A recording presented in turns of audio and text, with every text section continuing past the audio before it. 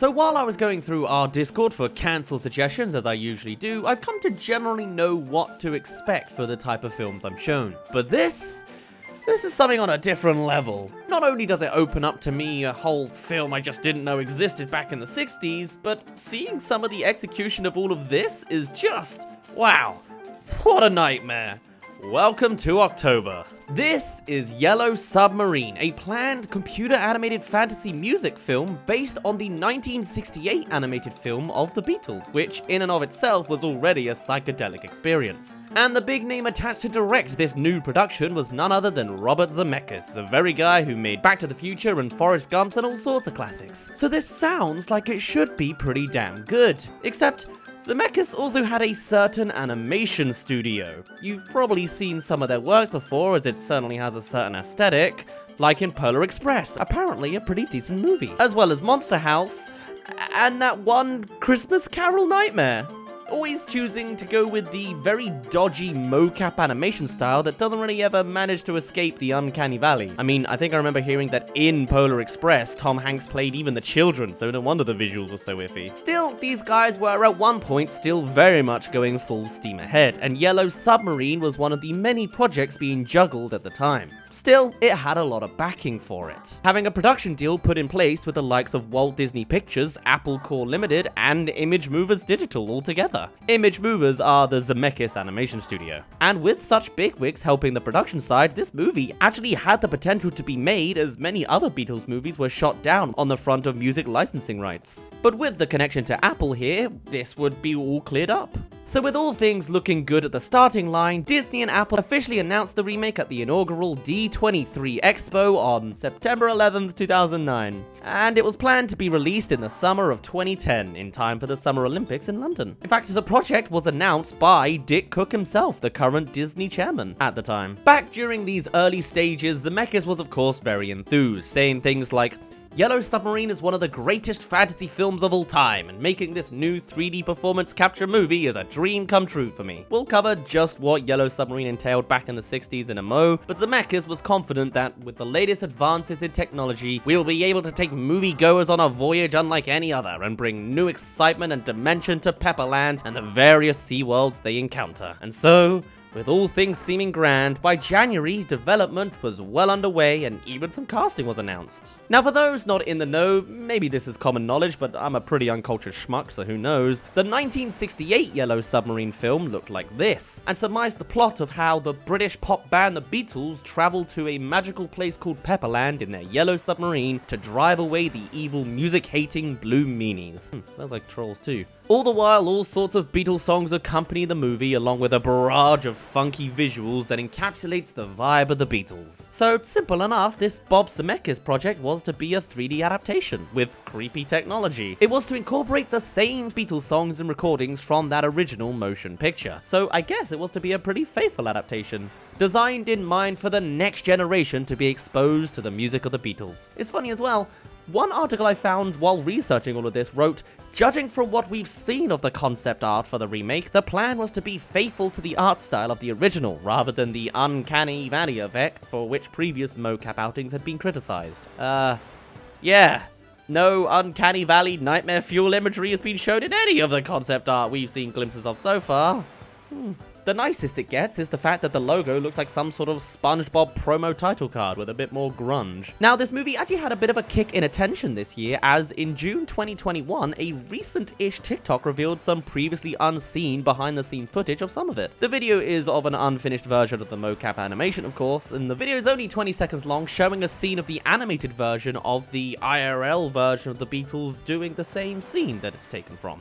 There's then a second bit showing the animated version of the Beatles performing, and it's just a little extra footage. Now, naturally, this animation looks rough, as it is clearly in the early unfinished stages, but it's yet another glimpse at a piece of this film. And we'll get to the rest of the physical imagery there is to see in just a sec, but if you're into this content so far, do subscribe. I can see only a fraction of you are subbed, and another fraction have yet to hit the bell. I can see all. And I got a few other things on the side. You know how it is. Anyway, Beatles? Why not just crack the whole thing open at this point and try to explain everything there is to be seen with our eyeballs about this production? Good to see Liverpool represented, about the same as how I remember it in real life. Clearly, they were more than willing to continue their animation theme of keeping it grotesque, at the very least with their Liverpool set. You've got the grimy streets with a house on the hill, the smoggly skies amidst the polluting chimneys, a nice architectural bridge if you ignore the dirt, oh, and a graveyard. How uplifting. I mean, I know it's in the original film, but still. Actually, the house on the hill is intended to be the Beatles' mansion. Here's another interpretation, towering above the rest of the gross world. And another, at least this time turning off the smog. You even get a view inside the mansion, it's such a pivotal locale, being about as gigantic and grand as you'd expect. Double stairs, hallways, the lot. What is the point of this movie again? The perfect princes are the protagonist of this story? Okay, seems like a villain's home, or at least that of someone ignorant and oppressive. Of course, the entire purpose for such an ugly setting is to juxtapose it with the idyllic world of Pepperland, now seen with bumps of fields, nature's tower, calm waters, and whatever those are called. And in the form of a more model-based concept art, where you can also see waterfalls galore, all sorts of mountain formations, and douses of water. It actually looks really, really nice. What's the next one on our list? No! What? Never mind. Positive things. We'll get there later. Positive things. Let's keep it happy for a start, shall we? The submarine itself. Can't have a Yellow Submarine film without the Yellow Submarines. Are we sure the Beatles can handle living in such a quaint, small submarine considering their mansion?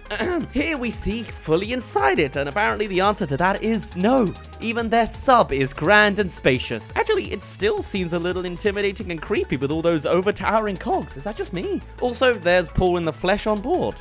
Here's the control deck, glowingly gold, very nice, and at another angle. Seems nice. Still having a bit of that abstract design with the weird contraption designs to the side, so alright. Still kinda cold and metallic, but hey, it's a submarine. And you know, I think this set I can best visualize the aesthetic of the movie is with, as the next most obvious thing to make concept art out of has to be the Beatles themselves, and with these designs, yeah, I can kinda see them fit in here. Bit more lanky than one might expect by default, but that's alright, though in this other shot of them in performance mode, my god, do their legs look over-exaggerated. What is this, a concert for giants? How ironic, as we've actually already seen another type of creature in the concept art. This tower one here has some very, very tiny blue meanies, as they're called. In the original 1968 production, these guys were our strange new creatures who needed to be persuaded of the wonders of music. They came in all sorts of shapes and sizes, and usually blue in color. You got this guy, and this guy, and this one, and to be fair, they're pretty weird dudes, but they still kinda look friendly.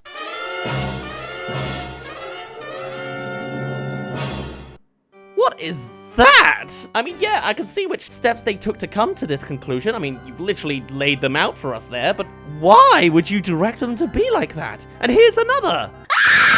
This one legit looks like one of the infected in Left 4 Dead or something. Just look at that winning smile. And then there's this original design, where I can kind of see maybe a need to add a change for the modern times. You made it a robot. Why has it got a propeller for a hat now? And that's not even addressing the actual monsters being remade. In Yellow Submarine, there are encounters with sea creatures, of course, and in this reality, they look a little bit...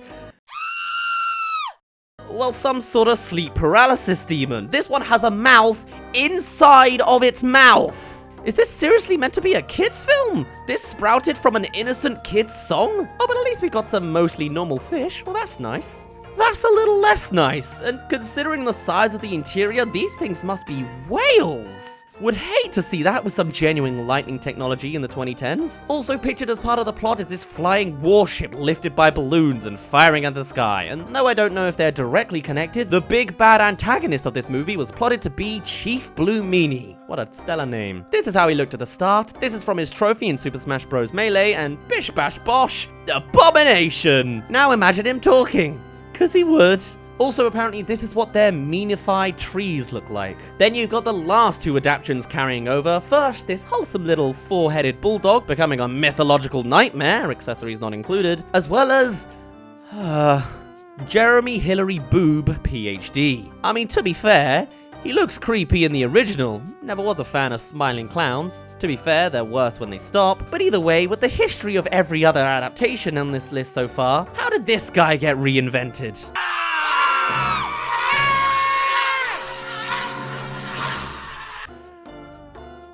What? Why can't I be as undeterringly confident as this dude? How is the one guy who's not a monster, nor a blue meanie, the one who turned out the absolute worst? Why that smile? That damn smile? Why such a lackluster vest? Why is he nude? Honestly, I think the belly button just makes it so much worse. I don't want to look at this anymore. And we haven't even touched the video stuff yet.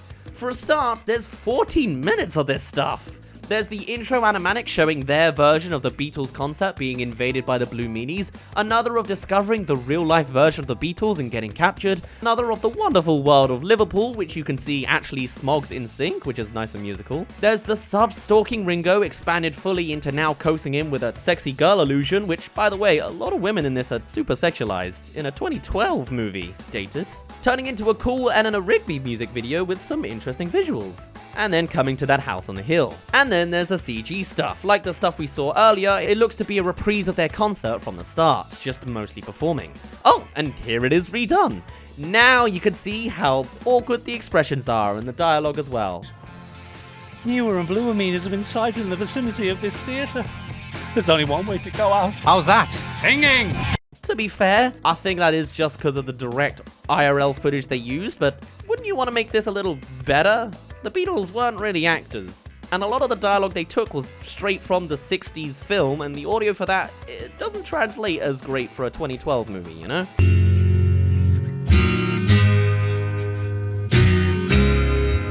Jesus Christ, it's like if you put Joker in a Pixar short parody. And then we've got an interesting behind-the-scenes shot of the mocap work. Cool. It's not the most to go on for the full CG visuals, but you can certainly see what they were going for. I like the idea of interpreting real people in CG, but this execution still looks janky and weird in execution. So I guess this goes without saying, but obviously these Beatles aren't going to be played by the real Beatles. I think it's fair to say there's a few logistical issues there. So in their stead, we've got Peter Serafinowicz playing Paul McCartney, a particularly fitting role considering he'd been known for his comedic work in The Peter Serafinowicz Show, in which he played as each of the Beatles, so certainly on that front, he's an easy pick. Also, you might recognize him from some other works later in time. For John Lennon, casted was Dean Lennox Kelly, previously working on Shameless and FAQs about time travel. Ringo Starr was covered by Adam Campbell, having done Date Movie and Epic Movie, and later Unbreakable Kimmy Schmidt. And George Harrison was taken by Cary Elwes. Robin Hood in Men in Tights, being in Saw, and later as the mayor in Stranger Things. There was then an extra casting choice only buzzing around as rumors. Some articles phrased it as they were in talks, others said he went ahead and auditioned, and that was with David Tennant as the Chief Blue Meanie, mid-Doctor Who, and with a history and future I probably don't have to tell you about. It would certainly be an interesting choice that would turn more heads as the bigger celebrity for the movie, minus the Beatles of course. Further to that, the band The Fab Four were cast to physically do the motion capture performance for the animated Beatles, a kind of gig these guys were known for. I also realized even the original 1968 movie didn't have the real Beatles doing the voice performances. Not one of them, apart from right at the very end for the ending.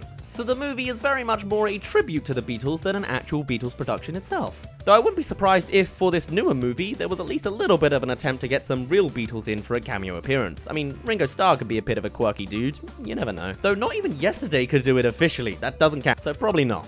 I then saw the line that if the film had been successful, it would have done a Broadway musical and a Cirque du Soleil show, though even without it, we certainly got the Cirque du Soleil one anyway, or at least a Beatles interpretive dance piece, starting in 2006, not 10 or 12, okay, whatever. But cracks of course started to show. Support for Zemeckis' Beatles remake was already waning within the studio for a multitude of reasons. Concerns about the budgeting, the oft-repeated criticism of creepy performance capture visuals, which yeah, and a long-delayed filmmaker's presentation for the two surviving Beatles and the estates of John and George that was repeatedly postponed and eventually never happened, apparently. And concerns only grew with the people at Disney in regards to how motion capture animation would look after the release and failure of A Christmas Carol. Let me tell you, I watched it in cinemas and some of that is just burned into my memory. And then from another production within ImageMovers Digital, commandeered by Sim Wells, there was Mars Needs Mums, which released and flopped hard at the box office. And this was the straw that broke the camel's back. With that final failure, Disney decided right there that ImageMovers Digital had to be shut down in 2010.